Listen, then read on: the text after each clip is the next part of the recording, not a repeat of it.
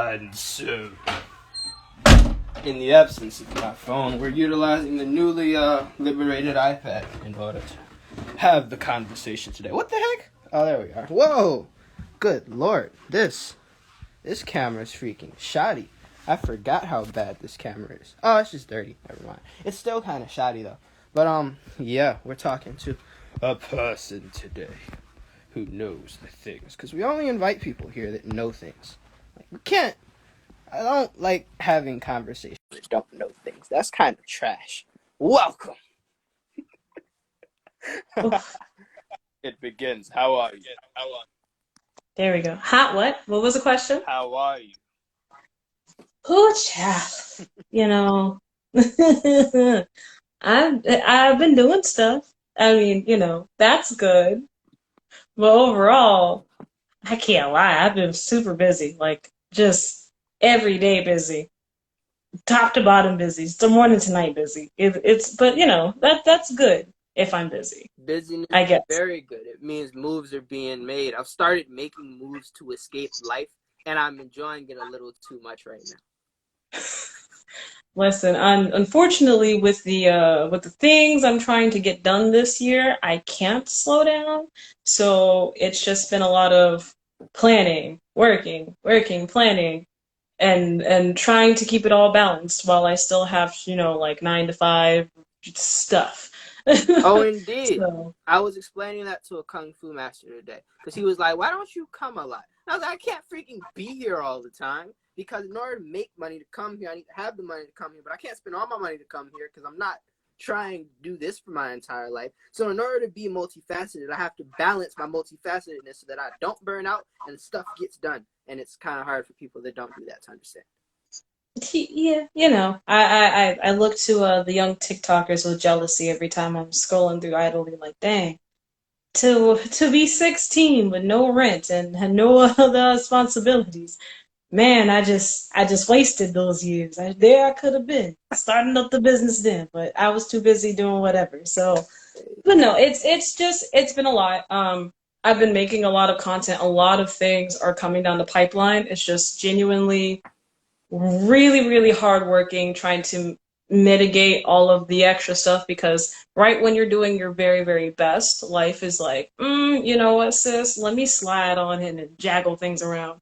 So, just making sure to stay determined, stay persevered and on top of myself so that I can get things done. But I mean, so far, well, we're in February, I've done a photo shoot, I've done some other stuff. So, I mean, you guys are just now starting to see some of the stuff I've been planning for months now.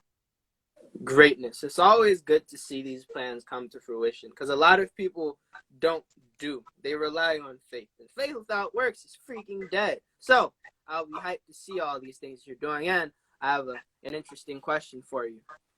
Mm-hmm. As conventions are coming back this year, what do you think that's going to look like? I don't know why you asked me these questions about these hard topics. Like, I was talking with Prettiest Otaku about it a little bit on our podcast. Like, conventions are, only because I live in Florida, I think it's like so icky for me, because we've already had several conventions. We've had an Otaku Con, a couple of small day cons. Some, I think it won't be as bad, especially rolling into July, because right around July they said that most of the vaccines will be out, so anybody who wants it, most of the people who should be taking it, who aren't like super petrified of what it might do to them, or probably already have taken it by then.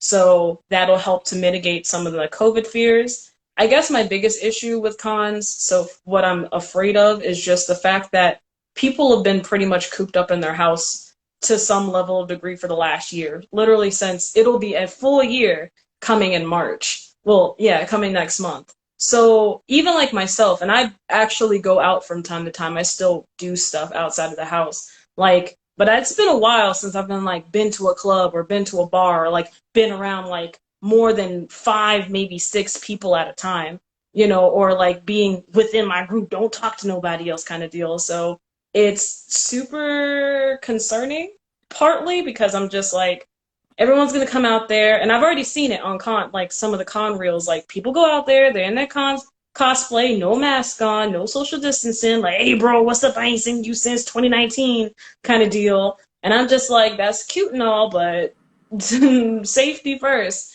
So it's just like I do know that it can be done, but I do feel that it is going to be really, really on the con, whoever's hosting the con, to just make sure that safety is first. And I just don't know that every con's going to do that. That's really what it boiled down to. If you were running a con, what would you do to maximize fun and minimize risk? So probably what I would do is first I'd hope, we're gonna under the assumption I have no budget. Like my budget is infinite. So first I'm gonna find the largest convention hall in my area. So for me, down here in Orlando, it's gonna be the Orange County Convention Hall, which is fracking huge. It's infinite space. Instead of trying, like most cons try to do, they try to like squish everybody together, which is stupid in a traditional year. I would end up spreading out everything and I'd basically chop it into sections. So if you want anime stuff, you go to Anime Town. If you want comic books / regular, traditional cartoon stuff, go to Cartoon Town. And if you want to do like, basically large event kind of deal, you can just leave it there. Thank you. Awesome. I ordered Chipotle, by the way. And if you want to do like traditional stuff, so like main events, all that good stuff, you're just gonna go in main event town. And I think by spreading it out like that, and then maybe putting panels all in one space, you can kind of mitigate who is coming in and who is coming out of your con. Also, I wouldn't put things that people I know want to do together at the same time. So I'm not going to do like a dance rave and then like 3 18+ panels together, because I know people all want to do them. So I'm not going to be like, that's just, I hate that at cons. Especially like one of my biggest examples of this is I went to a con and the black panel, like the black people panel, because that's all it was a black people panel. The black people panel was literally at the same time as one of the main events. So basically you had to choose between JoJo voice actors or going to a black people panel. Oh, damn. And as much as I love, JoJo, of course I'm going to choose my melanated babes. Like that's no cap. I'm going to go see my babes, but it just was frustrating that I had to choose. So for me, the goal is try to, get in the mind of the nerd, see what things I don't want to overlap. And then by then it kind of gives everyone space. So, okay, a lot of the things I normally like to do are all the way up here, and my main events are down here. So that way it kind of it layers people, because I know I've been in nerd company for a while. Basically, not everybody likes the same kind of thing. And typically, if you like one type of thing, you're going to ride that thing out. So Naruto people kind of have like a Naruto thing that they want to do. JoJo people kind of do. Anime people in general kind of do things together. And, so on and so forth. So the goal would just be to kind of focus in on timing and then space. But I mean, any con can do that. I've seen it be done. It's just cons, I don't know. It's like they get all that money and then they look at their space and like, what if we just didn't pay rent? What if we just didn't pay for this entire space? Let's just not do that and then pocket profit. But I mean, me and cons, we always beef, so it is what it is. Coming into the second year of being like an established business, I understand that, because it seems like cons are asking for more money, and it seems like less people are going to cons to spend money. They're going to cons to have experiences now. Yeah, it's an interesting experience at cons. Like, as someone who's canonically gone to cons and been dirt broke, I typically go to cons, I see who I like, and then I spend my money later. Or I have a very strict budget. I think the key to a con, and this is kind of like, it's two parts. Part of it is the fact that right now we're just in a space where nerd culture is super popular. So everybody wants a piece of the nerd culture pie. The second part is that because everyone wants a piece of this nerd culture pie, you got to make profit off of it. You want it to be fun, but you also got to make your bag. So it's just like, I've seen cons do wonky things. The goal is that the truth to the matter is that I've seen cons do really well with the growth boom. They still treat their con goers right, and I've seen cons just completely throw their people to the trash. At least in Orlando, that's like my feelings about MegaCon and things like Holiday Matsuri. Holiday Matsuri is like a really good example of a con done right. Whereas MegaCon is a con that no, please, if you come down to Orlando, don't spend your money there. There are so many other cons. Don't do it. But it's just I think the key is just when people get these budgets and they want to do things, I don't think it's too lost to say reach out to your community and kind of see what your community wants. Because I've gone to cons and there will be people there, things there, and I'm just like, I never asked for any of this. I don't want this person. I don't need that person. Who cares about that person? And you got a whole bunch of panel of people who are $10 to see, and it's like I didn't want to spend my $10 here anyway. I'm just coming over here because you're the cheapest person that can sign my card. Yeah, it's interesting being in the space right now. You kind of inadvertently answered the question of like, are we in a bubble or in a boom? I think we're definitely in a boom in terms of nerd culture. But as nerd culture becomes like mainstream culture, the rules of operating as one is changing now. And what we're seeing in our generally condensed culture of like Black anime folk and the slightly wider scope of Black nerd folk is that the bigger that we're getting, and as we're pushing into popular culture, some of the marketing strategies of popular culture and some of the growth strategies of popular cultures are intruding as well. And it seems to be a tad divisive to our community. So how do you think we can balance those strategies for growth without undermining our community that we foster?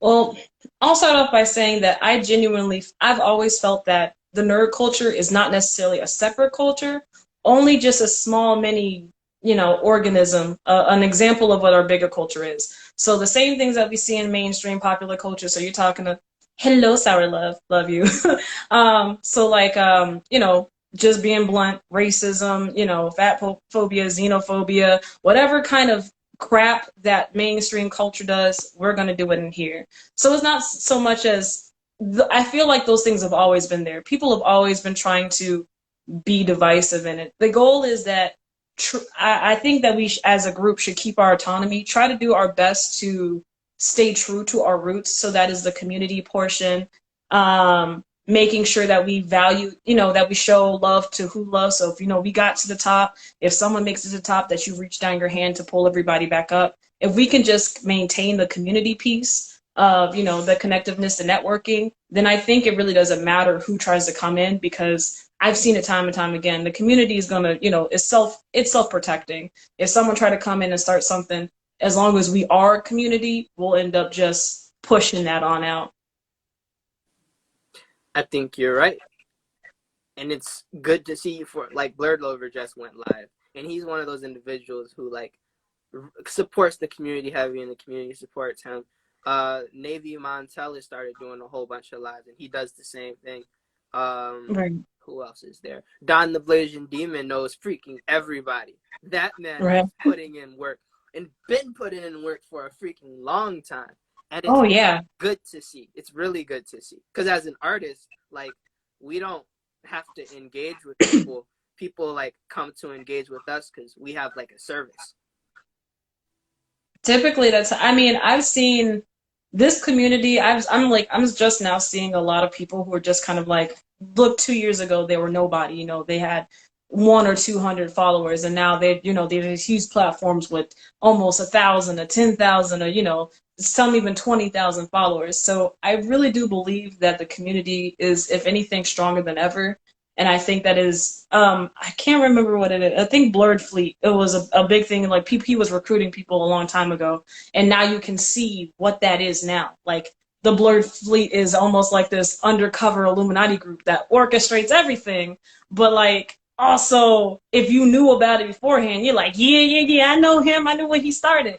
So community is going to be a huge freaking thing. But also, with that being said, it's also making sure that the community stays healthy. That's why I love people like Blurred Over. I love everything about Blurred Over. I love Black Girls Anime. I love people like Noir Caesar and, Jack in particular, because they do a really good job as standing as kind of like firm icons of the entire Blurred movement, but also making sure that they kind of put the precedent forward that, hey, listen, we a group, we family or whatever, but if you come in doing a BS, you're going to end up getting weeded out. So community that's what I'm all about, and I love it. Indeed. And as a member of the Illuminati, I will tell you. It is. It genuinely is. I remember when I first started off on Instagram, first launched BlaquenKulture, wasn't sure what I was doing with it, wasn't sure what I was going with it. I remember the blurred fleet blew up, and I was like, dang, everybody I was seen is a part of this junk. What is his name? Oh my goodness, it's gonna click. Anywho, a lot of like the small little black creators, Blurred View, that it is, Blurred View. Blurred View would do these late night lives and was like conspiring with people. Not conspiring, because everybody knew. Everybody knew who he was. Everybody knew what he was doing. But it was just like late night, 12 o'clock in the morning, he would get on and be like, hey, hop on. Hey, let's do this. And you saw him basically building and growing and networking.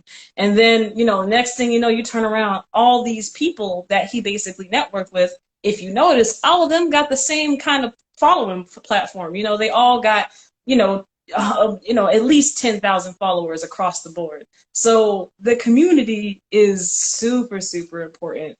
And I just, part of me is like, I want to be a part of it. But also I'm like, I'm not ready for it. It's a lot. The burden is heavy to freaking bear. Because, like, I was freaking hit up and they're like, hey, fam, we're doing the thing. Want to be a part of Blurred Fleet? And I was like, oh, yeah, sure. And I've been in there for a little bit. And the tricky thing is that although I am me, I'm not like them, because I don't make videos to like rile people up, and I'm also not a cosplayer, and like right. Yeah, I'm an artist, and there's no other real like there's not like Instagram artists in there. So, and I'm also younger than everybody, so it can be like a weird spot to be in sometime, where like I'll see the conversations they be having. It's like I'm not going to chip in, but I also can't lurk. So let's drop in a GIF. That's what we're trying to do. It's so funny that you mentioned like being younger than everybody, because even though I'm the same age as a lot of the content creators around me, right around that like early 20s age, I still end up feeling like a freaking kid, because I'm geeking out over like, oh my god, look at your content, look at your content. Then I go to their page, it's like 23. I'm like, how are we the same age though? I don't feel like I end up feeling kind of like I push myself out because I'm afraid to like sound stupid or to say something dumb while I'm trying to network and like basically make my bag too. But I think if anything I've learned, typically I'm always the youngest person in the room, is that age really don't mean shit. Like it just doesn't. The day I realized that age don't mean shit was the day when I saw a 7-year-old start a lemonade company, an actual freaking multi-billion-dollar lemonade company, and he was making bag and was all over these TV channels like, yeah, I may sell lemonade and I know you can too. And I was like, but how? And that was it. That's when I knew that age is irrelevant. And that's pretty much what drives me, is the fact that I know that there are 7-year-olds literally making more money than I could ever dream. And I'm trying to be like that 7-year-old sitting down with my juicy juice in front of my Nintendo Switch, just like they are. Indeed. And you will be. Because like the same way that you feel is the way that I feel about TikTokers. Because all these TikTokers are like my age. But like, I can't, talking to them is freaking weird. Because it's like, like, it's a thing of like not trying to be clout chasey. But also, I can't really have a lot of conversations with them outside of like business stuff.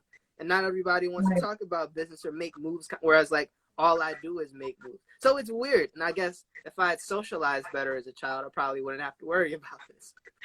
No, I mean, TikTok is a different organism than like Instagram, YouTube, or any other platform right now. It's different. You can't. I've talked to a couple different people who are like pretty popping on TikTok, and it is definitely it's not anything I'm used to. That's probably the reason why I feel like Twitter and TikTok are kind of like one and the same as far as like how they make content, because their content is quick. And at least as long as I've been on Instagram and YouTube, I know that my content takes time. Nothing I do is quick content. So I end up finding myself getting really burnt out really quickly. Like in a week, I was making, trying to make 4 or 5 videos, and I'm like, I can't energize this. So TikTokers, if that's just how I feel, I know that they're all about content. They're about pop, pop, pop. If I can make $1 off of this, but also it feels like TikTok is super easy to get to where you want to be. I've seen so many, Instagrammers go on TikTok, make, almost 1 million views on a video. And I'm just like, how are y'all doing this? What is the tea, the sauce? But that's just, I don't, also TikTok has an interesting community because I hear that they suppress a lot of their Black creators. So I don't really, I don't really want to be over there like that, It's a you know. strange thing because like there's 4 TikTokers that I've reached out to, and they're all like Black anime people, and they're like basically my age. And so like I talked to them like about what it's like over there, and in terms of meeting people, it's cool, and in terms of numbers, it's cool. But in terms of conversions, it can be a little tricky because like my dumb self, there's a girl that got 1 million followers on TikTok. And so I hit her up and I was like, hey, can I give you $100 to like wear a hoodie in a video? And she was like, yeah, bet. So I was like, 1 million people will see this. I'm going to get my bread back. And so she freaking does this video. It's an advertisement for some shoes and she's wearing the hoodie. And then Oh, wow. there are no sales. There's no new followers. And it's because the way that her content stream works is Instagram is like 1/10 of TikTok. Basically, all your real supporters from TikTok go to Instagram. And then you generally post TikToks in your story instead of in your post, which is also freaking because this was before Reels. So as a result, I lost $100 and was tight because I didn't know how TikTok conversions worked at the time. So as companies, it's important to remember like different social media engines run differently. I was talking to the CEO of Saturday AM, and he was telling me that with Twitter, it's politicized. So if you have political content or like as Guy would say, trashy posts, that's what you just shoot it to Twitter and eventually something latches on the freaking wall. Whereas like with Instagram and YouTube, I feel they're more curated and people will seek you out to find your content because they like you. Yeah, it's I think the reason why I've ended up just kind of sticking to, aside from creating my own platform, which I think is going to be my end game anyway, it's just that I don't like quick content. Or I mean, I can consume it all day, but as far as myself making quick content, it is extremely, extremely difficult. And I mean, I'm a part of projects right now where we're talking about ramping up content, making quick stuff. But I think also it is extremely it's also the contingent on how you view how your content should look. For me, I value a polished look. I mean, but that is simply because me growing up, all of the YouTubers I end up following and watching now are very polished. So I enjoy a very polished look on my videos and my content. Everything got to be in place, every hair, every strand. But that's the reason why I think TikTok is so interesting and like Twitter is so interesting because you don't have to be polished. You don't have to be, prim and proper, but that's my brand. I don't really I don't really stray outside of that. So it's very difficult, I guess. The key to being successful on either platform or branching over would be to, if you are someone who enjoys that polished look or you like something that looks polished, unless you have polished money to put into it, you probably should end up ramping down the way that you make content and just go for something a little more relaxed. You in like, PJs or something and try to talk to the camera. Absolutely. I don't know how to do that. Yeah, it's the Wild West. Honestly, I think the rough draft should go on TikTok. Yes. I think the rough draft goes on TikTok and Twitter. And then what you build out, because again, the other thing about TikTok and Twitter is that content gets recycled a lot over there. Whereas Instagram, YouTube, once something drops, the longer it depreciates its value over time. But often with TikTok and Twitter, it appreciates over time because people are constantly sharing it and moving it along. Right. That is exactly the case. That's another thing I just cannot stand about Instagram is like the ability to share content. Like everybody wants to like your stuff, but no one wants to move it or keep it cycled. And it's like everybody knows about the algorithm. Everybody knows what's popular. Shares and saves are what makes your content pop. And it's like no matter how many times creators put in their story or put in their thing, hey, this is how my content booms. And if you like me and if you want me to get to 1 million followers and see me succeed, please share this content. And then, you know, something that you spent a week or 2 weeks working on just ends up sitting there on your page like, this is criminal. I spent 3 weeks on this, and it just sits on your page. Whereas I have seen TikTok, you know, that stitching, that pull a sound, to move a sound. I definitely, it's a backtrack because I find that video, oh, I like this sound. Go back to this where the sound originated, which is ingenious, but it's social media. There is Social give media. and take. Yeah, it's weird because we have access to these different realities, and all the realities have different rules. And even when we know how they work, the people that are going to engage with them and the people that will engage with them the strongest by virtue of their existence don't understand it and shouldn't understand it. And so we have to Nope. appeal to them on the highest layer while operating at the lowest layer. And that can be a really weird thing to do. It is. It is. It is extremely frustrating, and it's just like, oh, it's like it gets to a point where you're making content, you're sitting there, and you're just like, why am I putting so much work into this? Ain't nobody gonna see this. And then of course, you know, of course you got your stands, the people who watch your content regardless or consume your content, you know, buy all your stuff regardless of what you put out. But it's just like I mean, I guess that's the key for me, or what I'm trying to adopt, is not to worry necessarily about the numbers. For me, even though my goal is to get high numbers, it's genuinely not about that. As long as I can get a loyal follower base, or anybody, you know, people who genuinely like your content, I think that's what will end up growing you, you know, to the top. Because I definitely end up, the people I genuinely like or I care about or people I want to see succeed, I do share their content because because I'm a loyal follower. But who boy, if you ain't got loyal followers, man, you just on struggle bus for struggle bus until you get to stop 5, and maybe you have to catch a couple more struggle buses. That's the fun of the live. That's the beauty of operating we do. And I learned this from the Blurred View, was that because a long time ago, like when I first came out, he was like, you are creating a cult, and I'm going to call this right now a cult classic. That sounds like shut up, senpai. But as time has gone on, I've realized that having a cult following or having a cult base means you get to operate in the underground with a strong, firm community that grounds itself and is also sustainable. For example, the people that see this and have already seen you, like you, which is why they welcome you here. And that's the people that will see this, will like you, support your stuff, and the people you support, they'll see as well. Whereas if I was freaking trying to be Mr. 50,000 follower man, I would go to some random beautiful Instagram model with mad filters, and I'd be like, all right, you got 300K, we going to twerk on screen, and I'm going to send you $200 so people buy a shirt.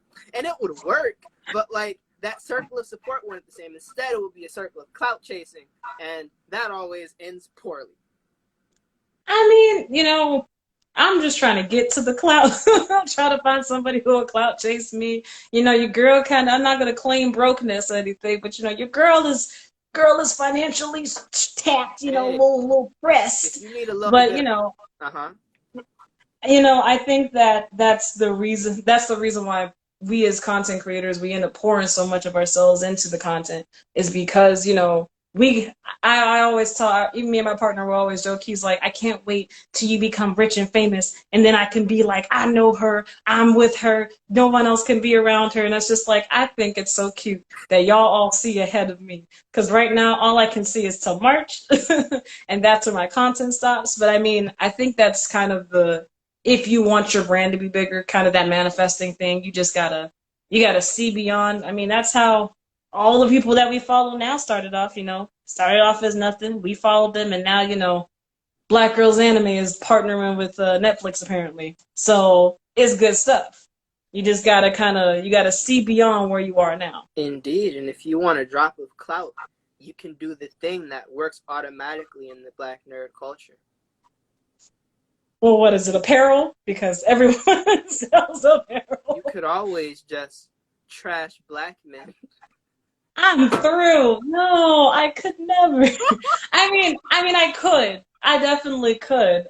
You know, I could definitely trash Black men. But I mean, this is just a personal thing. I get tired of trashing people. I mean, it's already come to everyone's attention, or at least it should be at someone's attention, that black men ain't shit apparently. Like in the general, you know, light skin women are apparently like the Jezebels of everything. It's just like these are like these tropes that we keep pushing out there about colorism, and like I just sometimes it's almost toxic because I'm just listening to everyone basically trash each other. And like, don't get me wrong, I'm not going to say that things aren't true. And as someone who is not only a black woman, a fat black woman, I, if anybody in the black community, just knows how other people in the black community treat me.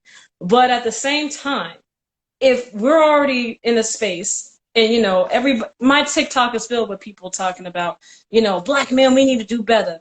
You know, people in the black community, black women, we need to stop being colorist towards each other. I'm not really here to see all that. I think that there is a place for it. That's kind of the reason why I never proclaimed to be an activist or to say that I am someone who is an activist, because activism takes work. Activism takes time and patience, and it requires you to be on the front lines. And I am honestly, and I'm completely whole of myself to say, I am not a frontline person. And that's not me.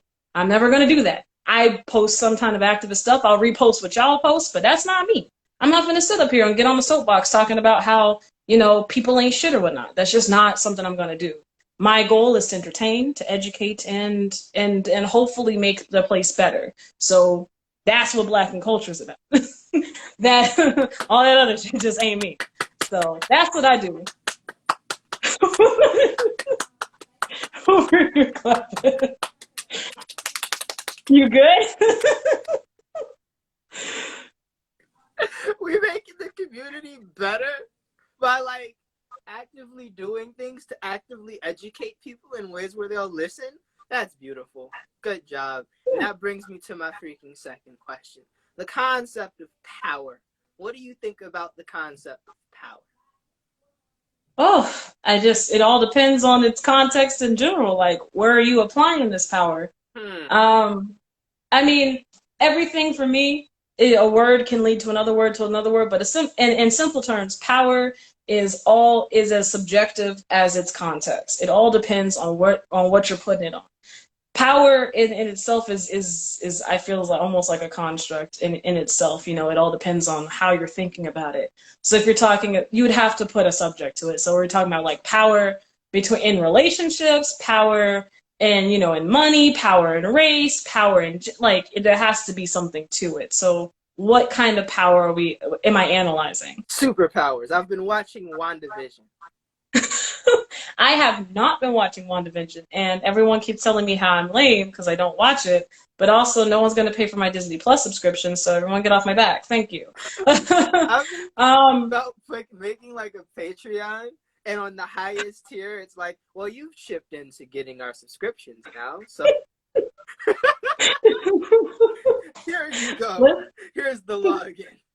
Here's the log. Appreciate it. Like, you know, that's the one thing side note, I don't like about subscription, because TV used to be so great. You flip to a channel, it was all there. Now I got to pay a minimum fee to get to anything. And I just, But side note, superpowers. I love superpowers. I think that the world would be maybe better or worse with it, but I would live in a world with superpowers as long as it wasn't like, as long as the world was not like a Marvel DC kind of superpower thing, because I ain't in the mood to have high-ass insurance because some superhero wanted to use my car as like a battering ram. That's not anything I have desire for, and I know I wouldn't be able to win, but I'd probably kick someone's ass if they used my car.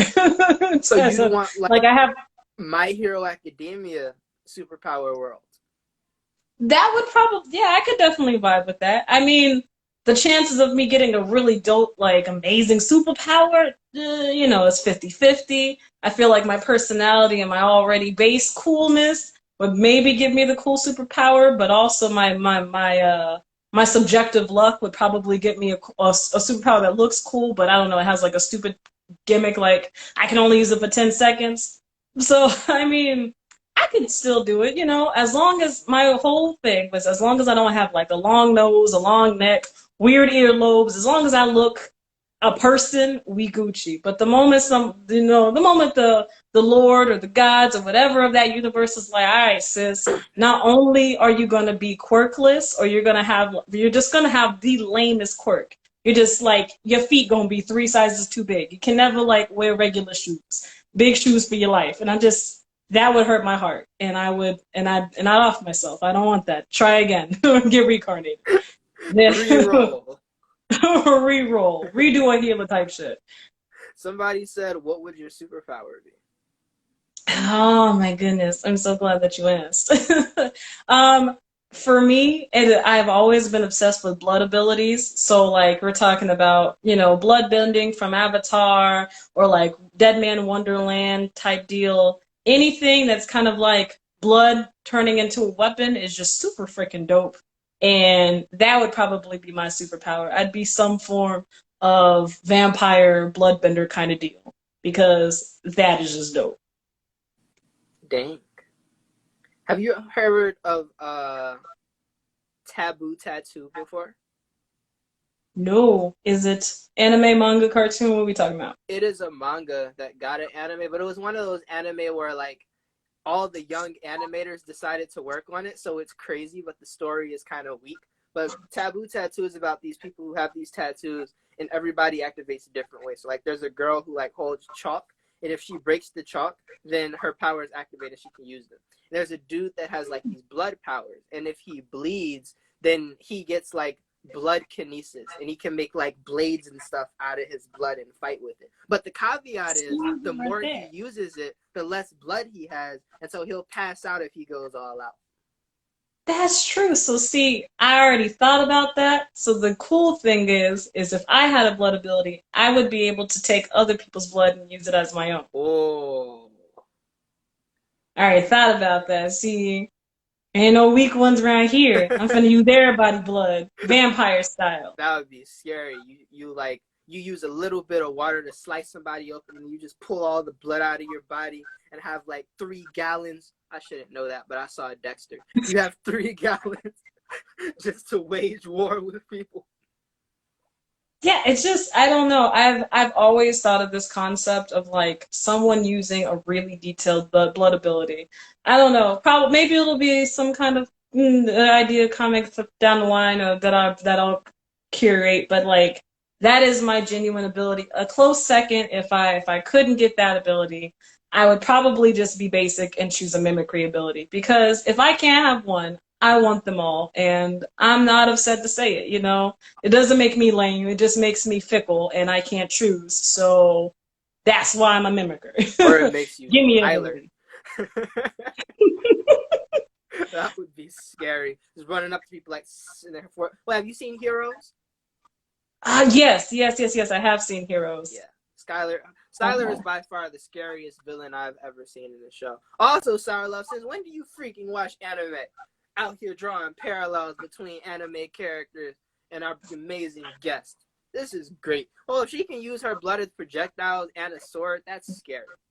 Yes, that's exactly it. That's exactly it. Being able to manipulate the blood in any way, like total kinesis. That's why I said Dead Man Wonderland, because if anything, that is like the closest I've seen to something that I like. But instead of like everybody having a different blood ability, I just want them all. Like the ability to harden it, to soften it, to like true like blood bending. And just that ability would be so dope. Like you can't, who gonna come up to a person like that, chop you open, take your blood, or like take their own blood? Just it's a great weapon. I don't have to carry anything extra for it. I'm strapped at all times. I'm a great asset to the group, because unlike everybody else, you need water, fire, earth, air if you're a bender. I don't need none of that. I just need you. Yeah. I don't like flying. I've toyed with the idea of super strength, but who wants to be a bulldozer their whole life? And my greatest fear is, you get intimate with somebody and it's like, hey boy, about to take you down. The next thing you know, you wake up and you've done Jeffrey Dahmerton. You're that's no fun for nobody. I have to think about things like that. Yeah, that's freaking scary. Also, Sour Love, you will be excited to know that this human freaking writes things ago. And many moons ago, when we at the Juaso factory were bored without any art jobs, we decided to hit up people. And we was like, hey, people, y'all got scripts? And then human pulled up. And they was like, so, I heard you wanted to make a hentai. You know what? I'm not afraid. I'm an adult. I hope that everyone in the comments is an adult. So I'm going to say it, politely. I enjoy things of the hentai vein. I've never shied away from being a pervert, hentai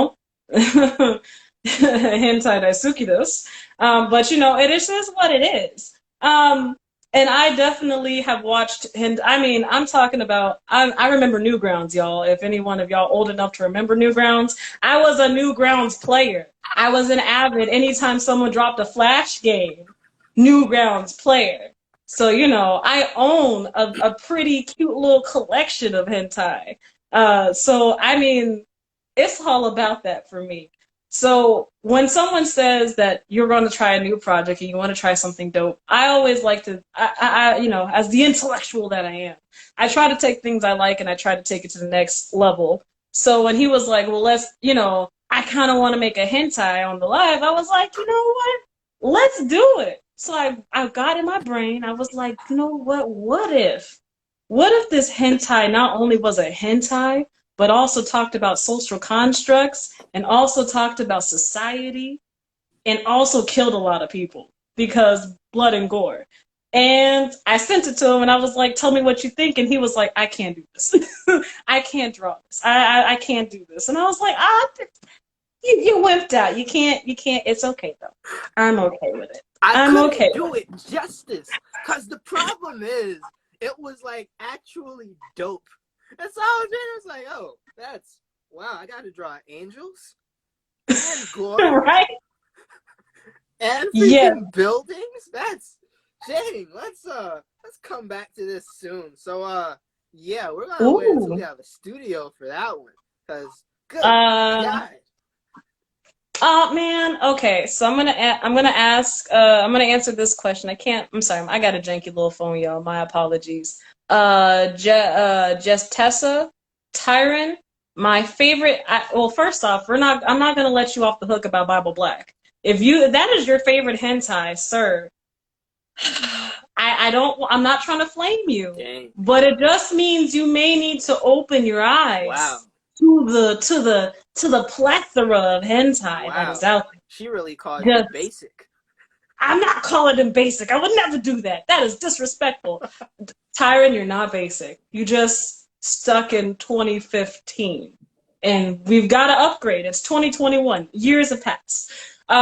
So if you're talking about what are my favorite hentai, let's see here. One of my favorite hentai that's just a cult classic for me is Maple Colors. The best way I can describe this without potentially getting demonetized at some point in my life, if anyone else wants to pull this up, is that essentially this guy goes to school, and it's a high school setting, of course, and as he's in high school, basically he's this delinquent. The student council president is in love with one of the girls from this class, and basically it's a theater class. And he puts her through the ringer because he wants her to submit to him. But he does it in this roundabout way, trying to make everybody get in trouble because he wants her. So delinquent kid comes in, basically lays on the lie like, hey, I'm here, it's the deal, I'm going to protect you. But also at the same time, in order to save the theater class, he has to basically convince the other clubs to save them. And that's how it becomes the hentai. He convinces them with things that he was given on his body. So it's fun. It's definitely a fun watch. Close second to that would be Immoral Sisters. And I'm not saying you should watch it. I'm not saying do it. But all I'm gonna say is that they're not family, so it doesn't count, right? Wow. Step. It's good that they're not related by blood. It's good that they're not related. But that's pretty much my favorite. Izayori Seishin. I have heard of him. I'm sure I've watched him. I genuinely, when I watch most of my series, if I don't have it on DVD, I don't know what their names are. But whatever ones you think I should watch, because I've probably seen more than I can count, you should DM me so I can do research later on whatever you got. Research! For the culture, of course. I have to, blacken culture. I have to vet it, have to make sure it's good content. Indeed, she's a woman of culture. We want Woman of maximum culture at all times here at Juaso Graphics. High quality culture. But definitely. So when I had the script and I came up with it, I wrote it, and I was like, man, this is good stuff. So it's not that it's not coming away. Of course, if anybody is good, I'm gonna be real with you. If you think that you're a really good artist and you think that you have the ability to do perspective art, you have the ability to do, maybe some realistic, maybe even cartoon art, you have a nice good range in your art, and you'd like to do a collaboration, my script stays in my documents, and I'm always ready to do something new. So, just let me know. Indeed. If you are better at drawing than Lee Juaso, and you're better at drawing than Jet Setter Tyron, which is like very few freaking black people, then I implore you to hit up BlaquenKulture and come out of whatever the heck rock you've been hiding under for the past 15 freaking years. Or five freaking years. 5 years. 5 years. Better than me. Welcome, Art of Mac. It's been manifested. So there is this hentai that we want to work on. What was that one thing you had on, you fence? Tired of you, Sour Love. No, it was Dusty the fence. thing that sucks about returning home after traveling on the road and fighting martial arts masters is that you take off these dirty clothes. You haven't taken baths in freaking months because you've been freaking taking bird baths like you're in prison in different freaking bathrooms all over the country. And you get back home and you got these clothes that you done bought, and you put them in the dirty clothes and they disappear into a time vortex, never to be seen again. And then the one day you decide to do the freaking laundry, everything just magically pops up. Like this denim jacket. I've been looking for this jacket for years. Like I got the Huey star put on this jacket like a year ago. I haven't been able to find it. And it's just here now. So yeah. I don't think that's how it works. I think it was always there. You just found it. I think you're right, unfortunately. Unfortunately, it didn't go through a time vortex. How do you propose that to someone? Easy. Just hand them money, and you're like, hey, fam, want to get paid to draw boobs? They're like, I would have drawn boobs for free. Of course. And then that's it. That's how artists get hired. Well, first, avatar sheet. How do you present someone? How do you tell someone that you want to draw an anime? I'm sorry, want to draw a hentai, or you want to work on a hentai? Well, I've never shied away from controversy. Actually, I do all the time. I hate controversy. I'm not that person. But I like being blunt. So you would just be like, hey, listen, do you like hentai? Do you want to work on a hentai? Can you draw? We should do a hentai together. Super platonic. Super cool. Yeah. Maybe boba?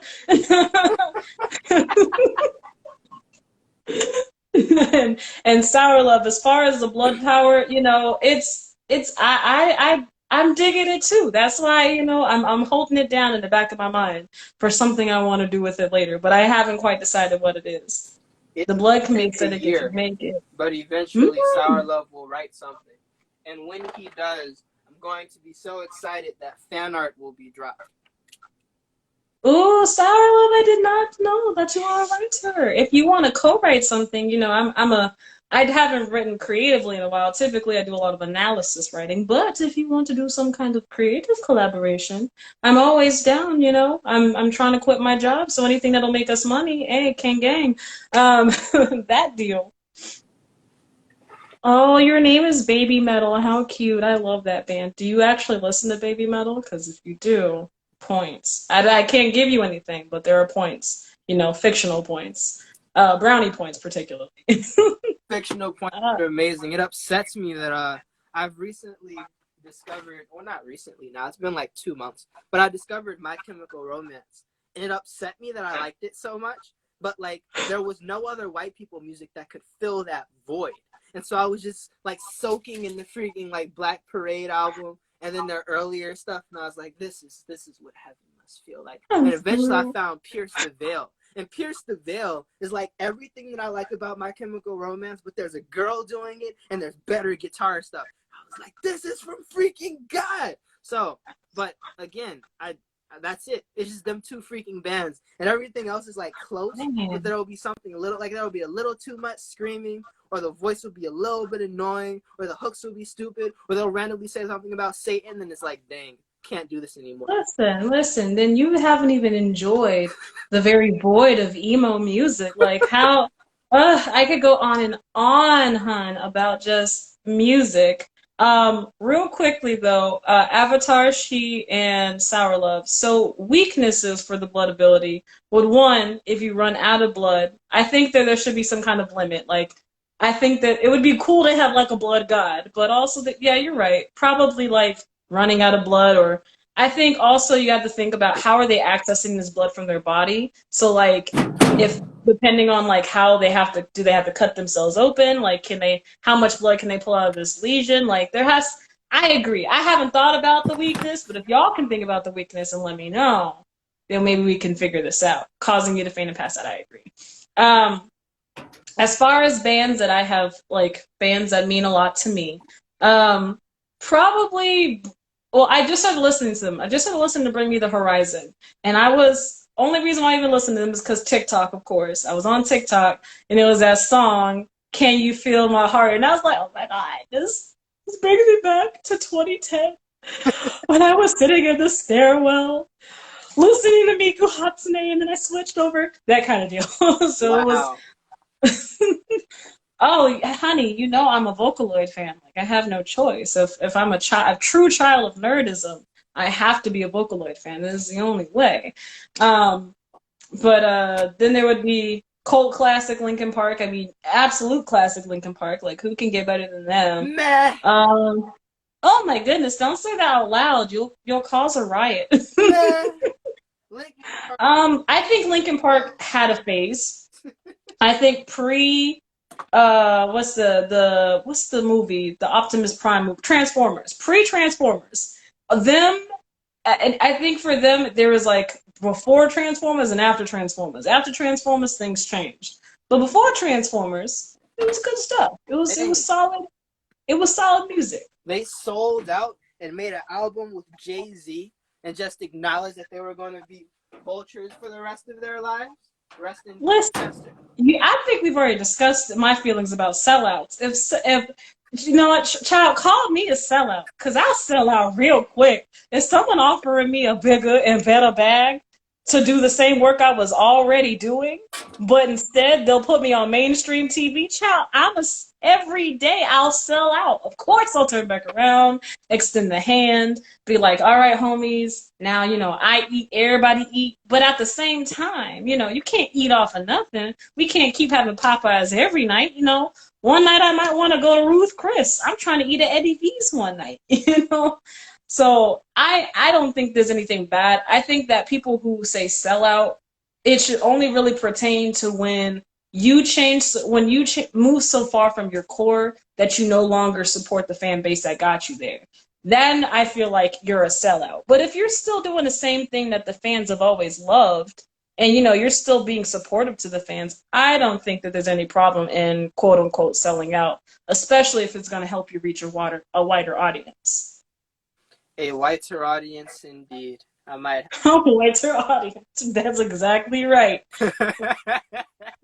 Might have to explore that one. Might have to make some freaking Akatsuki robes and start selling those kimonos to the freaking regular folk.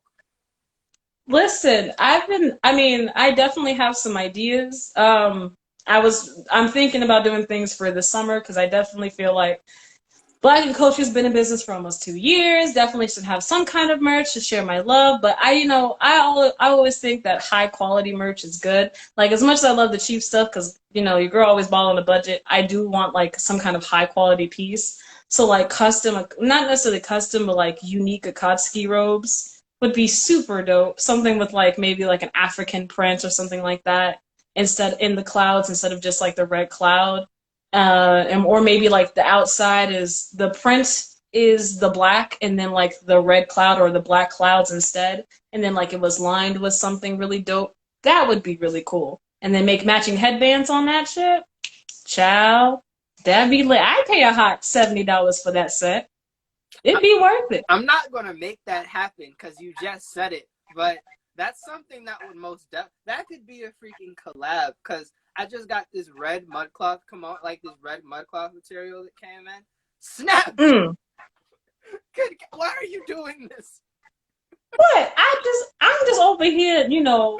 Typically, I charge people for my amazing ideas, but every time I come on here with you, I just be giving nuggets for nothing. Okay, Avatar, this is why my face scrunched up, okay?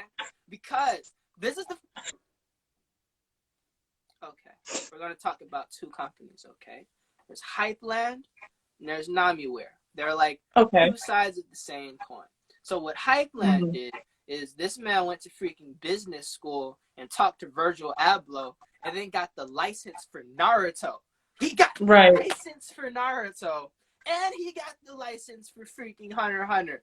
He was like, yeah, we're going to make high quality, expensive anime merch in America and y'all are going to freaking love it. And people freaking loved it because people love freaking Naruto.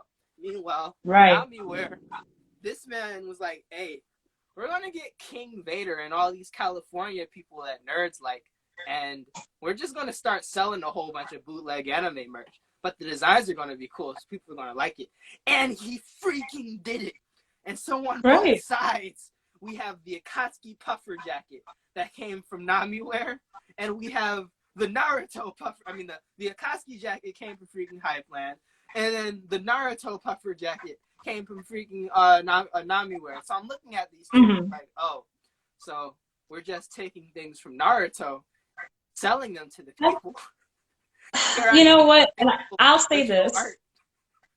I'll say this. My goal with any kind of merch that comes out in the future, my goal with BlaquenKulture is I love anime, and anybody who's seen me in my room set up knows I love anime. I love all things nerd culture, whatever. But if I'm talking about I'm making some BlaquenKulture BlaquenKulture merch, it's not gonna be no traditional merch. It's gonna be BlaquenKulture merch. It ain't gonna be BlaquenKulture X Hello Kitty. As much as I love those things, it's gonna be BlaquenKulture merch. So that's probably what I will be doing if I go ahead and make merch. And that is just because, one, I am broke, so I cannot make, nor do I intend to go broke on trying to buy licenses for things that everybody else can already buy. You can already buy Naruto things, you can already buy Bleach things, you can already buy all of that stuff is already available to you. So why would I copycat that? I ain't got no time for that.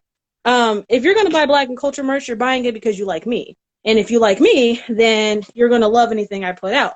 So that's what my goal is. So the BlaquenKulture merch I'm thinking of making for this year, when I make it, is going to be as high quality as I could possibly make it, but it is going to be unique to BlaquenKulture. It's going to be the things that are my logo, the things that are my brand. And right now, I'm always in the process of soft or large rebranding. So like I always go through a rebranding every 6 months because I'm never quite satisfied with how I look. But when I finally decide to go ahead and go through and make my kind of merch, it's a design that's going to be unique to me. So I'm excited to do that stuff. And if you guys are, you should definitely, like, if you're not following me, you should do so you know when I'm doing stuff like that. Right now it's just Beast Boy and Raven stuff because that's just what I just got finished doing. But you know. Your supporters are fans of you and not the things that you attach yourself to. And in the best case scenario, the attachment should be of people or brands that you Mom, I'm in the middle of the video. are compatible with instead of people or brands that have mad audience, because that audience is going to leave as soon as that product leaves, and ultimately they'll forget about you because all they want is product. But if you liken yourself to the product, or the product is a byproduct of you, as that product succeeds and that product star rises, so will yours. Right. And I think that's kind of like the thing while I appreciate Hypeland, it's not like I'm not gonna eventually buy Hypeland stuff or Nami wear stuff. I think all of that is fine and dandy or any kind of merch. Like right now I'm wearing Ozzy Oz the Virus's stuff and I love his stuff. There's nothing wrong with wearing that kind of stuff. I'd buy it. I would be a hypocrite if I said don't do it. But I mean, as far as what I'm trying to do, my whole thing, I think that my goal is with my brand is I want it to be, it's nerd content, but it's me. It's me, it's my brand, it's my company. Whatever we do, it's going to be unique to us. So I think that as I move forward and I come up with more ideas and more, you might see some hints there, it might look like something, but it's all going to be original. And I think that I enjoy original content more than nipped content. I think that's kind of where I'm at right now is I see a lot of people doing the same thing, a lot of people making the same kind of content and just like, I am ready for this revolution of like new nerd stuff. I mean, as much as we all, some people may have talked about Cannon Busters or some people may have talked about things that are like that. I appreciate content like that because hasn't been done. And we're talking about building this blurred empire, building this empire of Black people so that when we have kids or when, all of these younger generation grow up, they have something that they don't even remember what it looked like to be in a world where, everybody looked one certain kind of way. Then that means that my content and every content that I'm should be looking to support should be so unique that it doesn't look like anything else like that. At least that's my mindset anyway. It's a good mindset to have. You hit on a lot of amazing points, and you're right. You're freaking right. You bring up Aziaz the Virus was a really good one because he is the reason. He is the best. Hey, there's a lot of Rockies drinking lean. There's a lot of Naruto's with freaking dreadlocks and tattoos. Yes. The person that originated, the person that did it the best was that man. But yes, he launched an empire based off of it. And the same thing happened with Henry Eam, I think is how you say his name, is that when you pop off because of fan art and you start really popping off because of fan art, the owners start coming up and they're like, hey, fam, we ain't seen you do this. It's going to be an issue. So then what he did, he pivoted, went to original content. Original content is very good, but The Rock was not on original content. And we didn't know about the original content till that craziness happened with the company. And so a lesson from that to be learned is that when you have the momentum, instead of keep expecting that momentum to rise, you pivot it. And I think with your content, as you're getting this traction, you're pivoting it. And so your people, your audience keeps being sent and redirected to different places. But all of those places originate from you. And so you benefit from it. Absolutely. I love y'all. Y'all over here having your own cute little conversation about about everything else. I love y'all to death. I absolutely do. But I think and again, this is just final points because I'm a little hungry, so I'm gonna have to hop off of here. But the last little bit is that basically where we're at right now with moving forward is that I'm pretty much trying to do something new every month. That is just the goal. So, you may hear something from me coming up soon. Who knows, depending on how my schedule looking. But I am planning on dropping so much new content this entire year. I'm planning on doing a lot of things I really can't talk about just yet, just because they are in they're in their infancy and we're working really hard. But there is a lot of not only just opportunities for me to show you guys new content, there's so many opportunities for you guys to come in and be a part of something bigger. So all I can say is, if you want content, which is going to be coming more frequently, you should look out for content and all of the people I'm around, because I'm not saying that this year is about to be a big year, but, I don't want to jinx myself. It's a lot of stuff is coming out. Moves are being made. This is good. Greatness is being had. Awareness is had of the community, and pouring into the community is also being done. Thank you for coming to the Freaking Live. It's greatly appreciated. You've dropped a minimum of 17 gems. I have to pick one to put in a video now because I've been slacking on these reels, and the algorithm wants reels, so we're going to feed the almighty algorithm what it wants. Of course. Well, again, guys, if you guys want any kind of content coming from me, it's BlaquenKulture Official on Instagram, but everywhere else is just BlaquenKulture. I now have a card now, so you can just go there.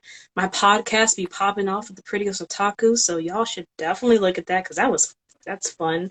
And if you guys want to be on the podcast, I'm never afraid to put anybody on there. I genuinely, as long as you are, I vet you out, you should hit me up and we can schedule a date for you to be on there. So yeah, that's all I got. I love y'all so much. And I'll see y'all whenever I come back.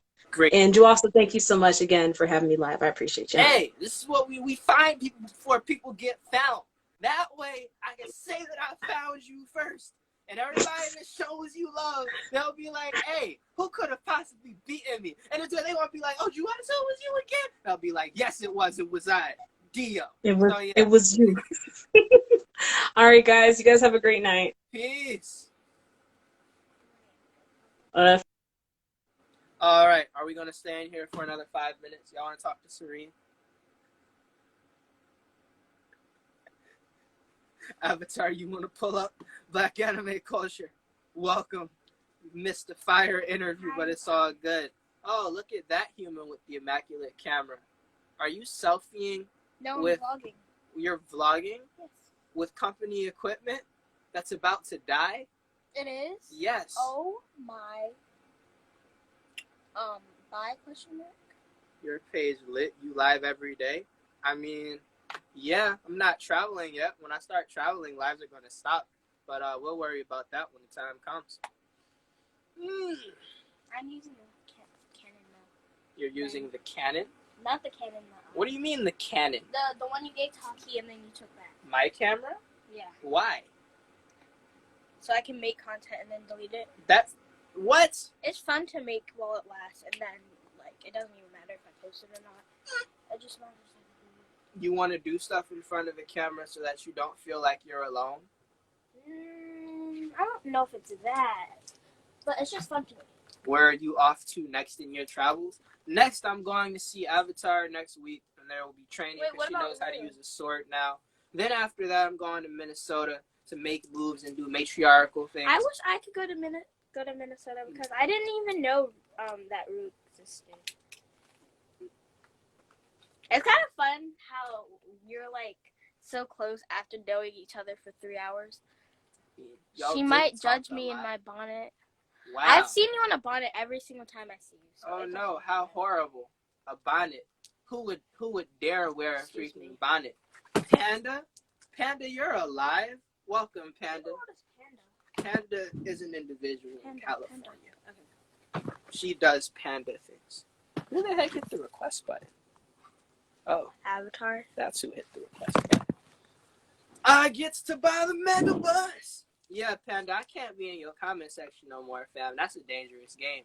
Lee, where is your bonnet? Serene repossessed it, unfortunately. So I'm going to go buy one of them hats that white people be wearing that looks like a fake Rasta cap. But I'm going to, get a cap sewn into it. Do they make satin-lined Rasta caps? They should make satin-lined Rasta caps. That's gold. I mean, you could ask her. I'm going to get satin-lined Rasta caps made.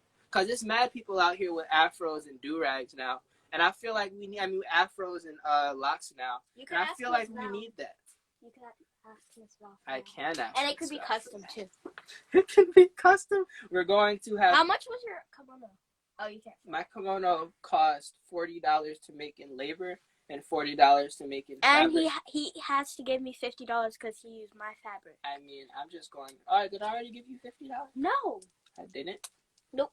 Oh. Well, I should probably give you $20 now and then $20 later. What the heck? What happened? Avatar keeps requesting and then not being in here, which is weird. She doesn't let anybody else in. She declined. She declined? Stop sending it then. No, she sends the request and then the request. All right, we're going to go live again. This one needs to be saved anyway. For reference.